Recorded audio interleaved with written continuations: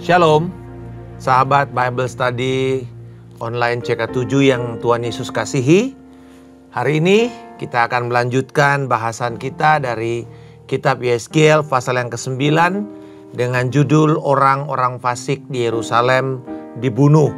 Tentu ini sebuah pelajaran yang tidak mengenakkan kalau kita baca bagaimana mungkin sebuah kota yang penuh dengan kebanggaan dan dirancang oleh Tuhan sendiri, kota yang harusnya bernama tempat penuh dengan damai, tetapi ternyata harus menyaksikan keadaan yang begitu mengerikan. Dan kita berarti bisa gambarkan bagaimana kota ini nanti akan penuh dengan darah di mana-mana. Dan untuk itu, mari kita mempersiapkan hati kita kepada Tuhan di dalam penyembahan kita, dalam doa kita, agar kita memiliki perspektif yang benar tentang Allah yang kita sembah, tentang dosa yang bisa mencemari hidup kita. Kami mengucap syukur Tuhan, kalau hari ini kami juga akan diperkenalkan dan diteguhkan kembali dengan Engkau Allah kami yang adil, Allah yang kudus, Allah yang tidak berkompromi. Tolonglah kami Tuhan saat ini untuk sungguh tetap setia menyembah dan mengikuti Engkau. Terpujilah Engkau Tuhan. Hidup kami ini ada untuk menghormati dan meninggikan Engkau Tuhan. Haleluya.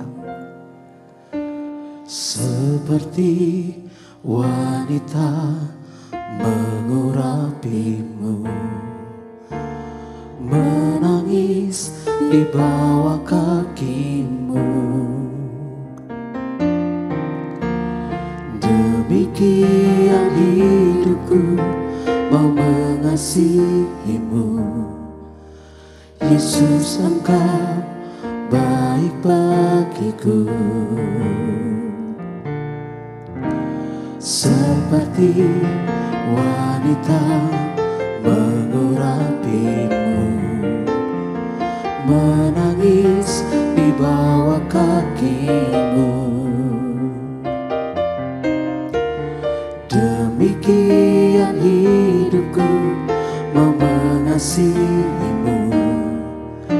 Yesus, Engkau baik bagiku. Sampai akhir ku menutup mata, ku tetap setia menanti janjimu. Sampai ku dapatkan mahkota kehidupanku, ku tetap setia untuk melayanimu.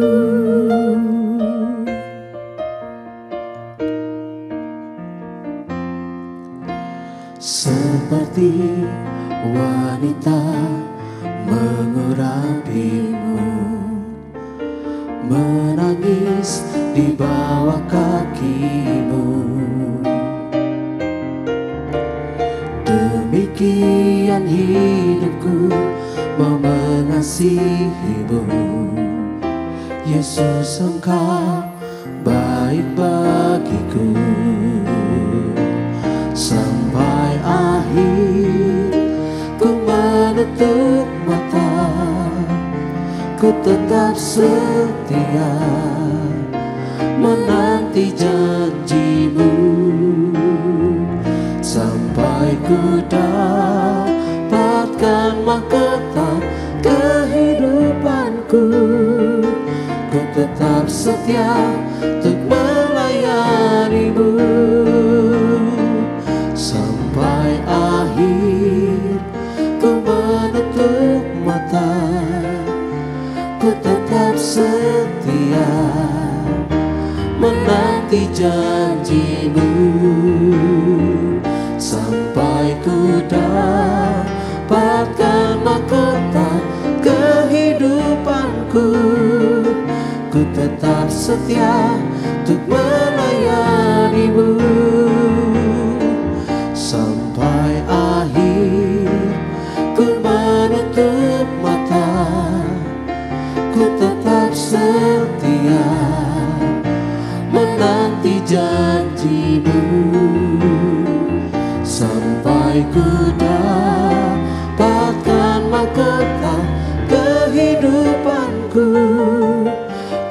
tetap setia untuk melayani-Mu. Ku tetap setia untuk melayani-Mu. Ku tetap setia untuk melayani-Mu.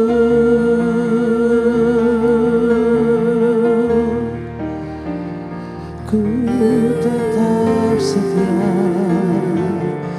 melayani-Mu,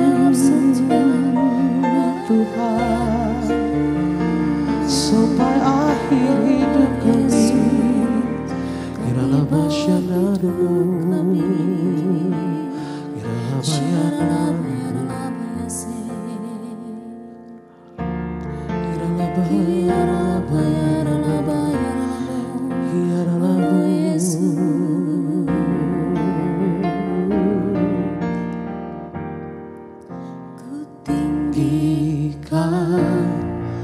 Engkau Tuhan melebihi segalanya,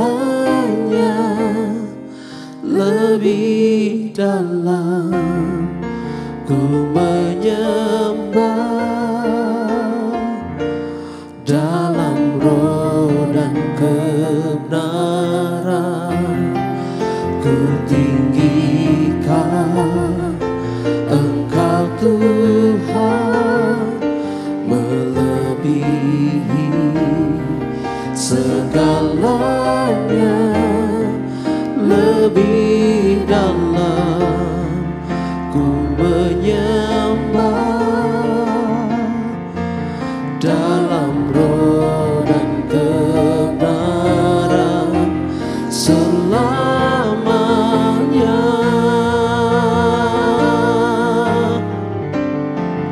Ku tinggikan Engkau Tuhan melebihi segalanya, lebih dalam ku menyembah dalam roh dan kebenaran. Ku tinggikan Engkau Tuhan melebihi segalanya, lebih dalam ku menyembah dalam roh dan kebenaran. Ku tinggikan Engkau Tuhan melebihi segalanya, lebih dalam ku menyembah dalam roh dan kebenaran selamanya.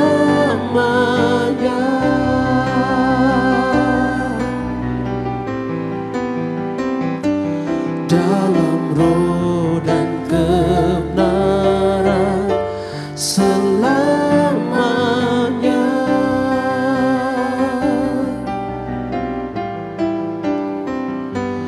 Dalam roh dan kebenaran selamanya.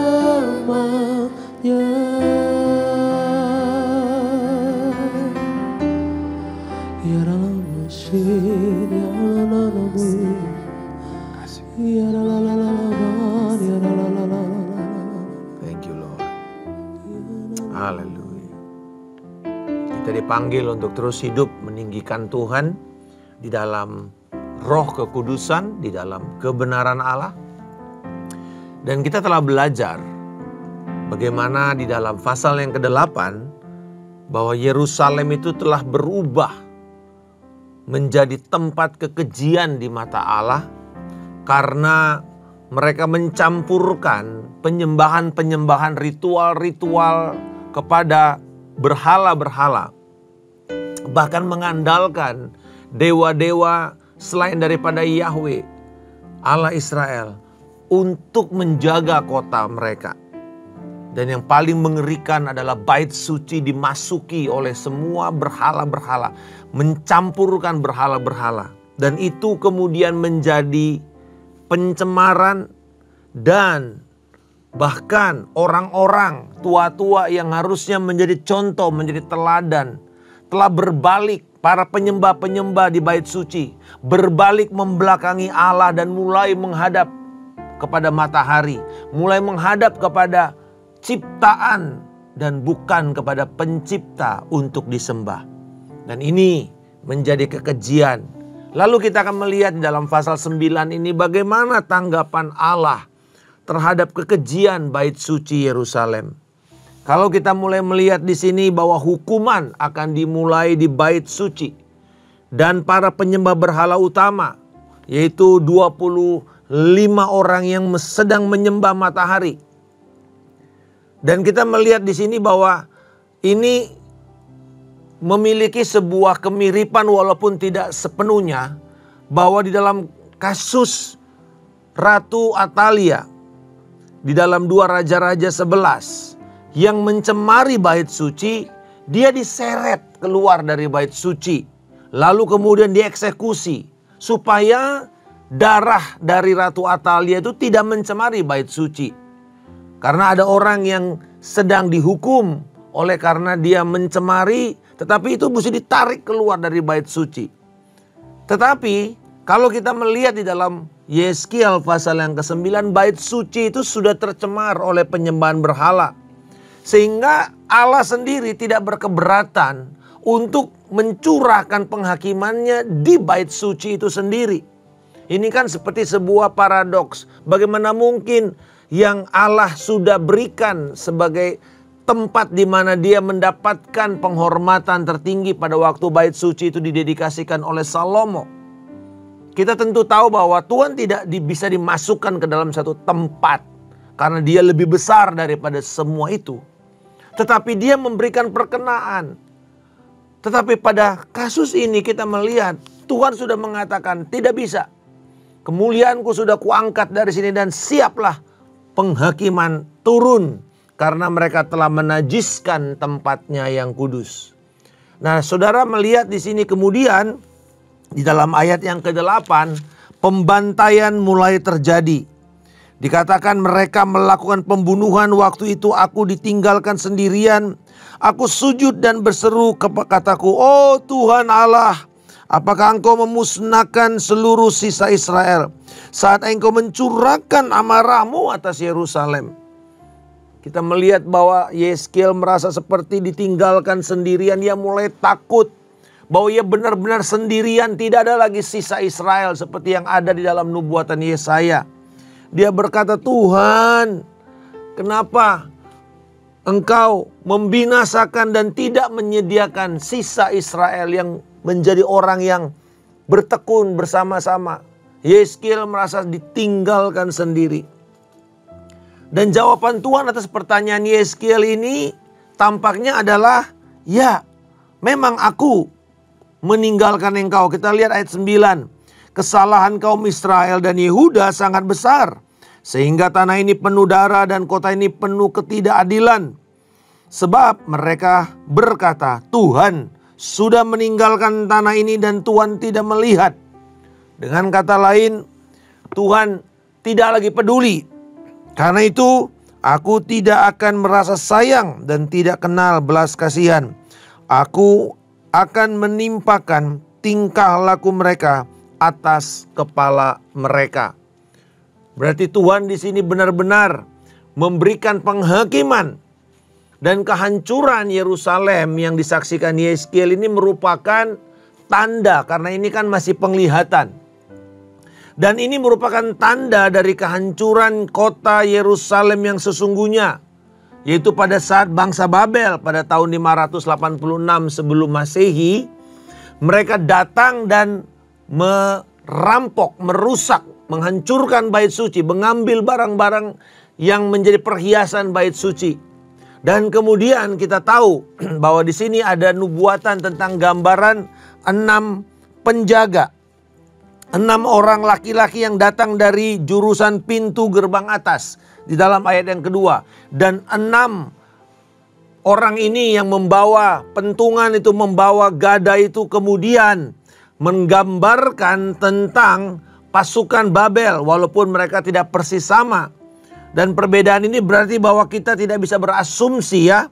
Pandangan ini tentang Yerusalem akan terbuka bagi siapapun yang berkeliling di dalam bait suci pada tahun 592. Tetapi ini merupakan sebuah perwakilan realita yang dikatakan bagaimana nantinya tujuan Allah terhadap Yerusalem yang harus dihancurkan itu terjadi. Terjadi, saudara. Nah, mari kita lihat apa yang kita bisa pelajari dalam bab atau pasal 9 ini. Yang pertama dan yang utama adalah bahwa Allah adalah Allah yang menghakimi. Alkitab berkata bahwa pembalasan itu milik Tuhan. Jadi setiap dosa, setiap kenajisan yang dilakukan oleh manusia, apalagi oleh umat Tuhan, itu adalah kejijian di mata Allah. Bahkan Ia akan menghakimi mereka secara menyeluruh, setimpal dengan kekejian. Apalagi kalau itu terjadi kepada bait sucinya. Sama seperti Dia memberi penghormatan yang tinggi kepada kekudusan yang dihormati, yang diakui oleh umat Tuhan di dalam bait suci. Demikian juga Dia akan mencurahkan murkanya yang sama kalau kecemaran itu terjadi di bait suci. Itu sebabnya saudara-saudara sangat mengerikan kalau Tuhan itu mulai menghakimi gerejanya. Lebih mengerikan daripada Tuhan menghakimi orang berdosa. Dan kita bisa melihat di sini bahwa malaikat yang dilihat oleh Yeskiel adalah agen-agen atau pelaksana penghakiman ilahi. Dan ini kita melihat di dalam pola ini mulai terlihat di dalam Kejadian 15 ayat 16. Di mana Tuhan mengatakan nanti belum waktunya orang Amori ini akan dihakimi. Nanti setelah 4 keturunan kamu akan datang lagi dan kamu akan menghakimi orang Kanaan ini. Karena dikatakan bahwa kejahatan orang Amori belum genap. Nah, kita melihat ketika Sodom Gomora itu dibinasakan karena apa dikatakan? Dosa dan kejahatan mereka telah naik ke atas ke sorga. Artinya sudah genap. Dan akan turun dalam bentuk penghakiman. Jadi kesabaran Tuhan itu bukan berarti kita bisa seenaknya berbuat dosa, saudara-saudara. Tidak. Tetapi Tuhan menunggu sampai komprehensif, sampai menyeluruh semuanya. Lalu penghakiman itu turun. Karena Tuhan tidak akan menghakimi pilih kasih. Enggak. Termasuk kepada umatnya. Kalau umatnya berdosa, Dia akan hakimi umatnya. Bahkan kita tahu di dalam perjanjian baru bahwa penghakiman itu dimulai dari mana? Selalu dimulai dari rumah Tuhan. Itu sebabnya lebih mengerikan ketika Tuhan menghakimi gerejanya. Nah, kadang-kadang kita tidak mau terima kenyataan kebenaran yang baru saja kita dengar ini. Bahwa Allah adalah Allah yang menghakimi, Allah yang menghukum. Kita maunya mengenal Allah itu ya Allah yang penuh kasih, setia, penuh rahmat, penuh pengampunan, penuh berkat. Betul. Nah, saya mau mengatakan kepada saudara-saudara, salah satu penyesatan gereja yang terjadi pada abad kedua, abad ketiga itu adalah seorang yang bernama Marcion, seorang yang hebat, pinter, secara teologis luar biasa. Tapi kemudian dia mulai mengatakan bahwa Allah perjanjian lama dan Allah perjanjian baru itu berbeda. Allah perjanjian lama itulah Allah yang menghakimi, Allah yang menghukum, Allah yang tantrum. Sementara Allah yang di perjanjian baru itu Allah yang penuh kasih, Allah yang pemurah, Allah yang pengampun, Allah yang penuh dengan berkat. Sehingga kemudian ada gambaran yang kontras, lalu kemudian mengatakan bahwa Allah perjanjian lama itu sudah tidak ada lagi, sudah tidak relevan. Dan ini kemudian masih masuk sampai sekarang kepada banyak orang. Ketika mulai mengatakan, nggak mungkin lah Tuhan tuh mau menghakimi kita. Kan Dia pemurah, apalagi dengan hyper grace. Oh kan kita sudah diampuni, kita sudah mendapatkan kasih karunia, kita sudah diselamatkan. Terus kemudian saudara masih sembarangan mau berbuat dosa. Hanya alasannya bahwa akan ada pengampunan yang Tuhan siapkan. Saudara-saudara, kita melihat ketika Yesus mengampuni perempuan yang ketahuan berbuat zina dan siap untuk dirajam batu dan siap untuk mati. Saudara, apa yang terjadi? Pada waktu itu Tuhan mengatakan siapa yang tidak berdosa yang pertama melemparkan batu. Dan kemudian tidak ada satupun. Ketika Yesus ditinggalkan bersama dengan perempuan ini, jawaban Yesus pun cuma satu. Aku pun tidak akan menghukum engkau. Kalau ada satu orang yang layak untuk melempar batu pertama, itu adalah Yesus. Karena dia tidak pernah berdosa. Tetapi dia mengatakan, aku pun tidak akan menghakimi engkau. Pulanglah, perhatikan baik-baik, dan jangan berdosa lagi. Ada pengampunan, ada anugerah, tetapi ada pengudusan, ada ketaatan. Dan banyak orang berpikir bahwa ini seperti bentuk hukum-hukum baru, Taurat-Taurat baru. Itulah yang diajarkan oleh banyak orang-orang yang menyimpang dari pengajaran yang benar tentang kasih karunia Allah. Kasih karunia Allah bukanlah izin kita berbuat dosa. Tapi justru kasih karunia Allah itulah kemampuan yang Tuhan berikan kepada kita di dalam Roma pasal yang ke-6 ayat 1-14. Untuk kemudian oleh karena kasih karunia itu membuat kita dimampukan untuk hidup di dalam kebenaran. Lalu dikatakan untuk engkau menyerahkan seluruh anggota tubuhmu ini sebagai alat-alat kebenaran. Untuk kita hidup berdedikasi kepada Tuhan. Untuk kita sampai menutup mata kita, kita terus setia melayani Tuhan.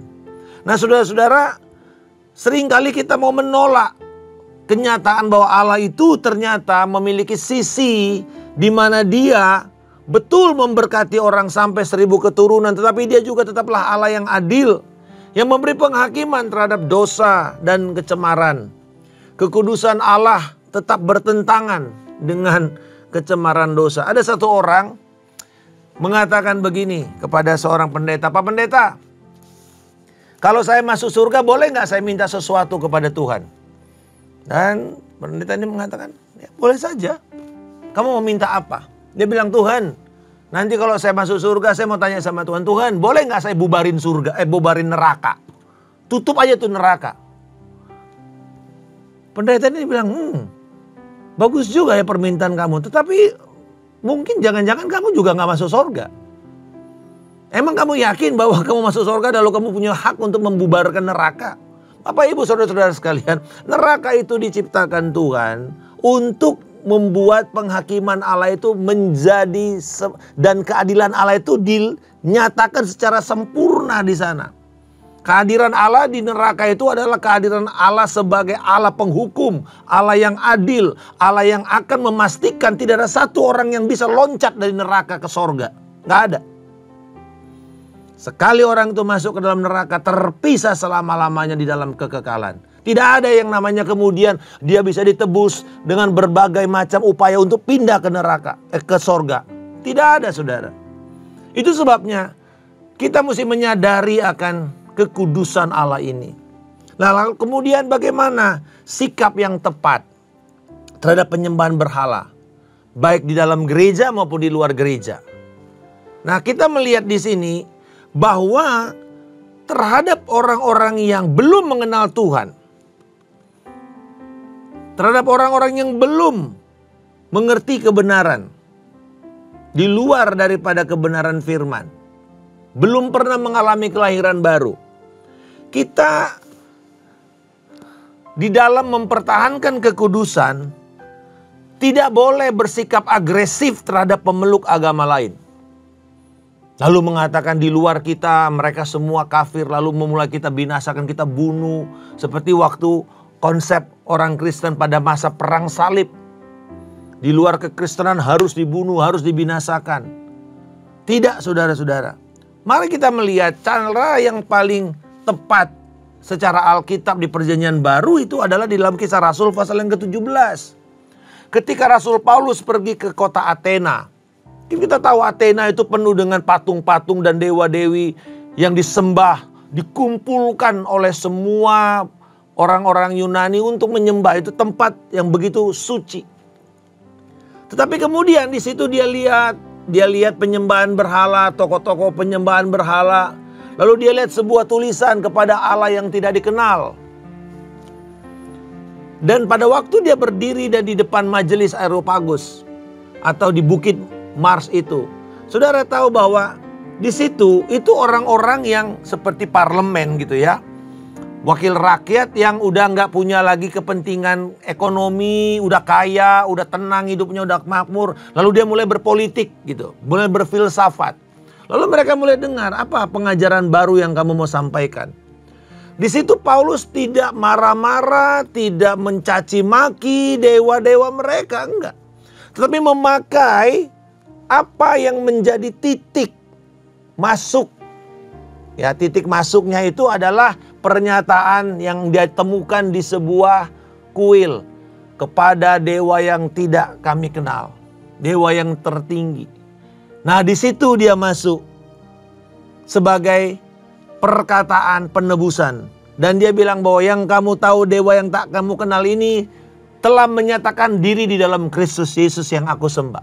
Kita tahu kemudian Paulus itu ditertawakan sebagai si peleter. Orang yang berpikir, wah ini kamu nih kayaknya udah agak-agak miring kamu, nggak labil pikiran kamu ini. Tetapi kepada beberapa orang dikatakan ada orang yang percaya lalu mereka berubah dan menjadi murid Kristus. Nah saudara-saudara sekalian, bagaimana caranya Paulus menghormati orang yang belum mengenal Tuhan, yang belum mendapatkan anugerah, adalah dengan bersikap hormat kepada mereka di dalam ayat 22.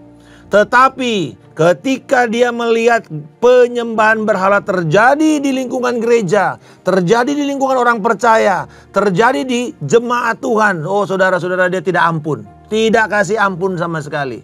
Malah dikatakan siapa saja yang berusaha mencoba memberitakan Injil di luar Injil Kristus yang aku beritakan, terkutuklah dia. Jadi saudara, kita tidak bisa main-main dan oh nggak apa-apa kamu agak nyesat-nyesat sedikit di dalam pengajaran. Nggak bisa saudara. Di gereja Paulus menunjukkan otoritasnya sebagai seorang rasul yang dipercayakan untuk menegakkan kebenaran, menegakkan pengajaran. Jadi Bapak Ibu saudara-saudara sekalian, kita bisa melihat di sini kepada penyembah-penyembah berhala, orang-orang yang belum mendapatkan pewahyuan akan Yesus Kristus. Kita perlu bertindak sopan, baik, ramah, dan berusaha menyampaikan Injil kepada mereka dengan cara-cara yang menyenangkan dan menghormati mereka. Kita mesti berdoa bagaimana caranya Roh Kudus menyatakan kepada mereka cara yang baik dan membuka mata mereka. Kita sebut sebagai the eye opener kepada para misionaris. Biasanya mereka belajar di dalam satu suku itu selalu ada yang kita kenal sebagai pencelik mata atau the eye opener. Contoh misalnya ketika kepada bangsa Yahudi, the eye opener itu adalah anak domba. Dan ketika Yohanes Pembaptis berkhotbah dan memperlihatkan Yesus Kristus, dia mengatakan apa? Lihat anak domba Allah. Dia nggak bilang kambing atau sapi atau raja wali. Enggak. Kenapa anak domba? Sederhana, bagi orang Yahudi anak domba adalah penebus, kurban. Darahnya itu menyucikan dosa. Nah kepada yang lain ada banyak. Saya ingat ada satu suku di daerah Amazon yang dipenetrasi oleh Injil itu hanya karena mereka melihat benda pisang, saudara. Aneh ya, pisang gitu. Tapi ternyata pisang di suku itu seperti ya benda suci. Dan kemudian mereka kemudian mengatakan bahwa akan ada orang seperti pisang ini yang akan datang dengan kulit yang berbeda dan hatinya putih, hatinya murni. Dan kemudian datanglah para misionaris yang berkulit putih, dan di situ suku Amazon kan dia agak gelap. Dan hutan mana ada pisang, saudara. Dan kemudian orang ini datang dan membawa pisang. Orang kaget, ini benda suci. Lalu dia bilang bahwa enggak, ini hanya menggambarkan. Kami ini datang dengan kulit yang berbeda, tetapi kemudian dalam hatinya dibuka putih kan. Lalu kemudian dia bilang bahwa dia mengatakan tentang Kristus. Dan itu membutuhkan waktu lebih dari hampir 1 tahun lebih untuk mereka menemukan titik masuk ke dalam suku itu. Di eye opener. Saudara-saudara, hal yang sama. Kita berdoa. Pasti Tuhan memberikan jalan masuk kepada orang-orang, kepada suku, kepada manusia-manusia yang belum mengenal Tuhan. Jadi kalau kita masuk kepada orang-orang yang belum mengenal Tuhan di luar gereja, kita perlu yang namanya toleransi. Tetapi kepada mereka yang terang-terangan mencemari bait suci, maka kita harus mengatakan tidak kompromi sama sekali. Di dalam 1 Petrus 3, 15 dan 16, Rasul Petrus mengatakan kepada orang-orang gereja yang sedang tinggal di daerah Roma, tinggal di wilayah orang-orang fasik. Dia mengatakan siap sedialah memberi pertanggungjawabmu kepada orang yang meminta pertanggungjawaban tentang pengharapan yang ada padamu. Tetapi lakukanlah itu dengan lemah lembut dan penuh hormat, sambil engkau menjaga hati nuranimu bersih. Supaya nanti ketika ada orang yang memfitnah kamu tentang kelakuanmu yang baik di dalam Kristus itu, mereka menjadi malu dengan fitnahan mereka. Ini saudara cara kita berrelasi dengan mereka-mereka yang belum mengenal Tuhan. Kita tidak boleh menghakimi, lalu menghujat mereka, merendahkan cara mereka beribadah, cara mereka melayani, atau cara mereka melakukan ritual-ritual kepercayaan mereka. Tidak boleh kita cibir, nyinyirin, apalagi ditertawakan. Tidak boleh saudara. Apa yang harus kita lakukan? Dikatakan di sini siap sedia. Kita mesti bertanggung jawab. Kalau misalnya nanti ada yang mengatakan, Pak Markus, kenapa sih Pak Markus percaya Yesus? Kan Yesus begini. Nah di situ saya harus bisa mempertanggungjawabkan iman saya. Kenapa Yesus dan bukan yang lain? Itu maksudnya di sini siap sedia. Kenapa Bapak percaya sorga? Kan gak ada Pak, gak ada tempatnya. Dan saya harus bisa mampu jelaskan. Itu sebabnya saudara-saudara di dalam Bible Study ini kita menolong setiap saudara untuk mengerti sehingga saudara satu kali siap untuk menjadi pemberita itu. Siap bertanggung jawab terhadap Injil dan terhadap pengharapan kita. Dan dikatakan dengan apa saudara kita memberikan pertanggungjawaban itu? Dengan sikap lemah lembut, penuh hormat, tetapi sambil menjaga hati nurani kita bersih supaya kita jangan tercemar. Lalu kita bilang, oh iya ya. Oh ya, jangan-jangan memang Yesus itu bukan satu-satunya juru selamat. Mungkin ada yang lain yang bisa menyelamatkan kita. Itu saudara yang kemudian akan membuat kita tercemar. Dan yang kedua, bahwa kita harus melakukan semua itu dengan sikap yang benar. Supaya ada orang yang meremehkan kita, yang memfitnah kita. Mereka malu sendiri dengan fitnahan. Karena apa? Kita membalas semua itu dengan kebaikan-kebaikan kita. Jadi saudara-saudara, ketika kita menjawab mereka dengan kesopanan, kelemah lembutan, bukan berarti kita percaya atau kita setuju dengan keyakinan yang mereka sampaikan. Bukan saudara. Tetapi kita, karena seringkali kan orang mengatakan, nggak apa-apa lah, yang penting seperti kemarin saya sampaikan, seringkali orang berkatakan di dalam masyarakat kita yang modern ini, nggak penting siapa yang kita percayai Pak, yang penting selama kita tulus kita pasti selamat. Nggak harus Yesus, yang penting kita tulus Pak, pasti kita selamat. Dunia mengajarkan seperti ini. Tetapi sebaliknya kita mesti ingat apa yang juga Rasul Petrus katakan di dalam 1 Petrus 4 ayat 17 bahwa ada penghakiman. Ada penghakiman. Di dalam pengakuan iman rasuli kita, dan ini menjadi standar. Kalau kita mau membedakan mana pengajaran sesat, mana pengajaran yang murni dari Alkitab. Rangkuman iman, itu kita kenal sebagai rangkuman iman. Pengakuan iman rasul itu rangkuman iman. Regula fide atau the rule of faith. Itu rangkuman iman saudara. Di situ ada bagian terakhir. Aku percaya akan penghakiman. Yesus naik ke sorga. Dan akan turun untuk menghakimi orang yang hidup dan yang mati. Kita melihat di sini menghakimi orang yang hidup dan yang mati. Karena kebangkitan Kristus menekankan dan menegaskan bahwa penghakiman Allah itu pasti akan terjadi. Kepada orang yang hidup, yaitu orang-orang yang sudah dilahirkan kembali. Penghakiman kepada orang yang hidup adalah kita menerima mahkota. Mahkota atas pekerjaan kita, atas kesetiaan kita, atas kerinduan kita kepada Tuhan, atas upaya kita memenangkan jiwa. Mahkota-mahkota yang Tuhan siapkan kepada orang-orang percaya di dalam penghakiman orang percaya di depan Kristus. Tetapi kemudian dikatakan Yesus akan menghakimi orang mati. Siapa itu orang mati? Yaitu dikatakan akan adanya kebangkitan kedua, di mana orang-orang yang selama ini hidup memberontak akan dibangkitkan, lalu mereka dihakimi untuk dikirim ke neraka. Saudara-saudara, jelas sekali bahwa ada penghakiman. Mungkin ini menakutkan, tapi justru ini akan mengingatkan kita akan hidup kita berhati-hati. Dan Petrus mengatakan bahwa penghakiman itu selalu dari keluarga Allah, dari rumah Tuhan. Dan jika penghakiman itu dimulai dari kita, dikatakan apalagi, bagaimana lagi nasib dari orang yang di luar Allah. Lebih mengerikan, ya pasti. Karena penghakiman kepada umat Tuhan, tujuannya untuk memurnikan mereka. Kalau mereka bertobat, Tuhan akan pulihkan. Tetapi kalau mereka nggak bertobat, mereka binasa. Nah, kita akan lihat itu di dalam pelajaran kita berikutnya di dalam pasal 10. Bagaimana ketika berhala-berhala itu tidak disingkirkan dari gereja.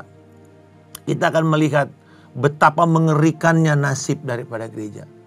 7 gereja yang ada di kitab Wahyu menggambarkan 5 itu ditegur dan akhirnya hadirat Allah diangkat dari gereja itu. Inilah hal yang sangat menyedihkan.